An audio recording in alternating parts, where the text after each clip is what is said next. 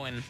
All right, we're talking Rochester Rhinos, and they've got their game coming up, this Hall of Fame Legends Weekend game coming up. In addition to the regular game, we've got Billy Andracki, former goalie, and Pat Ercoli, former head coach and current team manager, right? Correct. Okay. President, whatever you want to call me.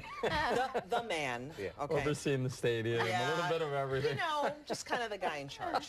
There is nothing wrong with going back and reliving the glory days, right? That's and you right. guys had a lot of them in the late 90s and early 2000s. Yeah. I mean, that was quite a run. It was a great run. I mean, in 1999, we're at the time the only team to win the U.S. Open Cup, which is defeating MLS teams in a row. So it's been some pretty good accomplishments, yeah. Defeating how many MLS teams in a row? It was a four in a row. Four in a row. Whoa. Yeah. It's going to be difficult. It'll be difficult to do. We're the only team to do it. So in the second division. So we'll see. I mean, this year, we'll see. Every year there's somebody that comes forward but never gets to the end. So we were able to get to the final twice, which was a great accomplishment for these guys back then. 20 years, and you've been, you know, it's been 20 years. And I was asking you about the team today versus the team back when you were on the team, Billy. And you're saying there's a couple differences, right? That the players tend to be a little younger. Yeah, back then, you know, soccer was just coming back into our area. MLS was just starting, so I was able to get that seasoned player that had already been playing 5 to 6 years with a little experience, a little maturity. Today, we're getting them a little bit younger. We're developing them. There's a lot of great talent out there. There's more speed. You know, these guys are a little slower now. A lot more speed, that's for sure. Yeah, that's why we played on a small field at Frontier, because we weren't very fast. The big field, we'd had big trouble, you know? And of course, Sahlen's is a big field. Yeah. Are you ready for that Saturday? You were like, not really. I'm a goalie, so I'm camping right in front of the goal. I'm not going nowhere. I think so. The game, by the way, the game, if you want to see, I don't want to say, they're the legends, if you will, is 4:30 at Sahlen, Steve, and then the regular game's at 7. 7 o'clock. For people who still want to get tickets and want to go and see it. I wanted to ask, you said the average age of your players now is 23. We've been talking a lot, of course, about Abby Wambach being 35 years old.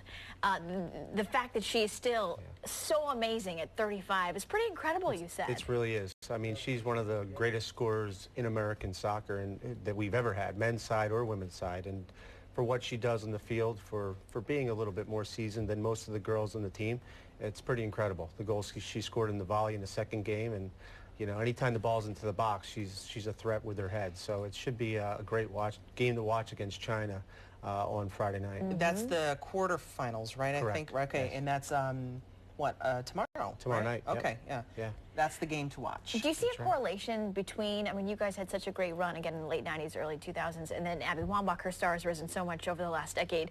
Do you see a correlation between that and local kids really wanting to get involved, being excited what they see either locally or on TV and kind of going, I want to play that sport? Yeah. Yes, I mean, I coach a U10 girls team, and after we have a game Friday night, but after the game we'll all get together and go back and watch the game, and they all wear their Alex Morgan jerseys or their Abby Wambach jerseys. They have their favorites, yeah, it's great. I mean, for the girls that have idols to live up to and to, you know, to play for it someday, it's pretty special. Yeah, it's fun. Of course, it's great to have a coach that used to play for the Rhinos. Yeah. I can't imagine being the coach of the opposite team that you're playing and being like, great, I have to go up against that guy. I feel bad for my girls sometimes. I'm just as intense with U10s than I am in play. I was just going to say, you must be, you know, and they're just like, oh, gosh, yeah, my here wife's he comes like, again. you got to just sit down and just relax. But you never lose that, and the fans will get to see that come back alive this weekend at the game at 4:30.